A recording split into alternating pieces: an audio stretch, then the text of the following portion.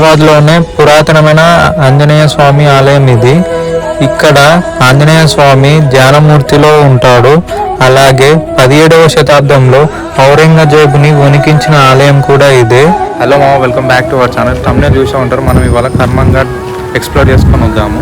ఇప్పుడు గట్కేసా నుంచి అయితే 25 కిలోమీటర్స్ వస్తుంది. మన ఉప్పల్ నుంచి అయితే 11 కిలోమీటర్స్ వస్తుంది. సో వెళ్ళినాక ఎక్స్ప్లోర్ చేద్దాం, ఓకేనా? ఇగో ఈ బండి మీద పోతున్నాం, తెలుసుగా మీకు, R15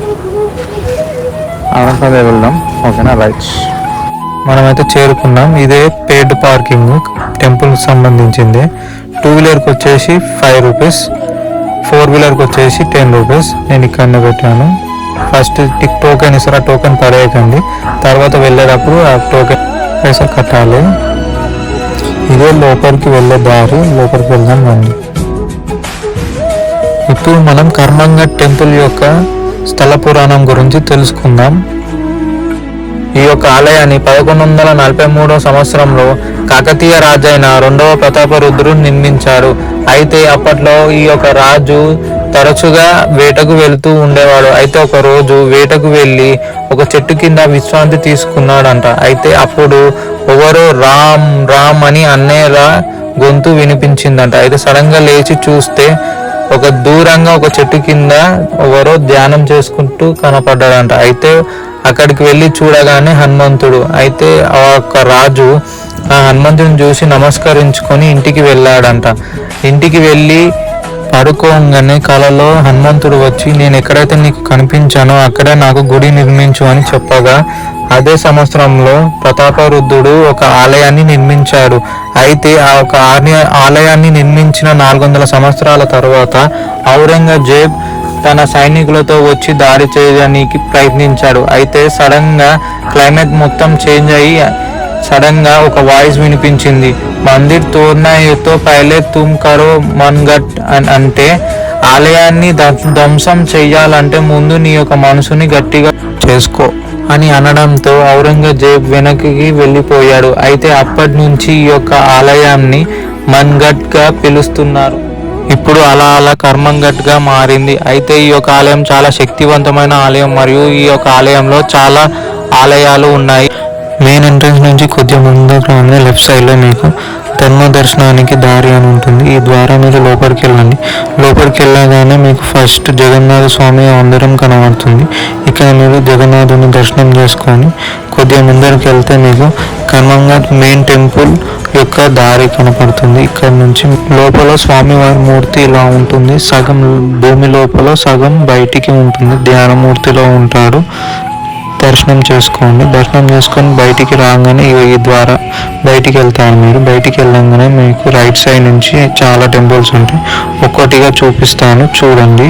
కింద నేమ్స్ ఇస్తాను, ఆ నేమ్స్ ద్వారా చూడండి.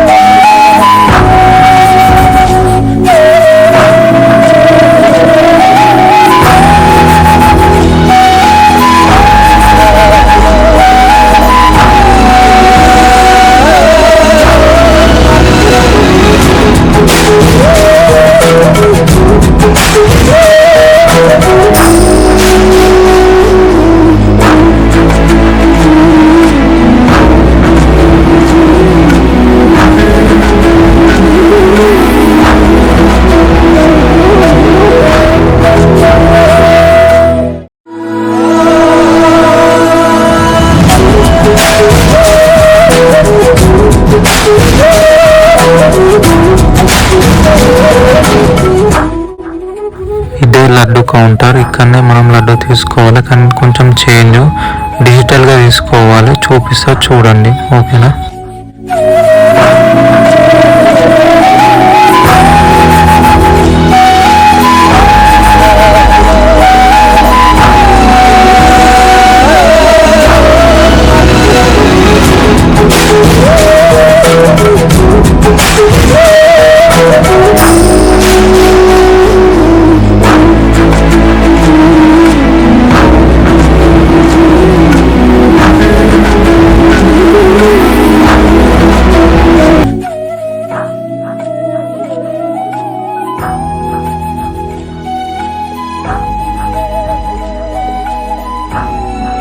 ఇంకోటి చెప్పడం మర్చిపోయిన మామ, ఎక్కడైనా మీరు అభిషేకం కానీ అర్చన కానీ చేయించుకోవాలంటే ఇక్కడైతే ఫస్ట్ మీరైతే టికెట్ తీసుకోవాలి. టికెట్ తీసుకున్నాక ఆ టికెట్తో మీ ఇష్టం ఉన్న దగ్గర అభిషేకం కానీ అర్చన కానీ చేయించుకోవచ్చు. అర్చన అయితే 50 రూపీస్, అభిషేకం అయితే 200 రూపీస్ ఛార్జ్ చేస్తున్నారు. ఇది మామ టెంపుల్. ఎలా అనిపించిందో ఒకసారి కామెంట్ బాక్స్లో కామెంట్ చేయండి. అలాగే మీరు ఒకసారి పర్సనల్గా విజిట్ చేయండి. ఇవాళ సాటర్డే కదా, అందుకే ఇవాళ చాలామంది ఉన్నారు. అలాగే ఇవాళ కృష్ణాష్టమి, నేను వెళ్ళింది కృష్ణాష్టమి రోజు. సో ఇంత పబ్లిక్ ఉన్నారు. సో ఓకే, నెక్స్ట్ వీడియోలో మళ్ళీ కలుసుకుందాం. రైట్, బాయ్ అండి.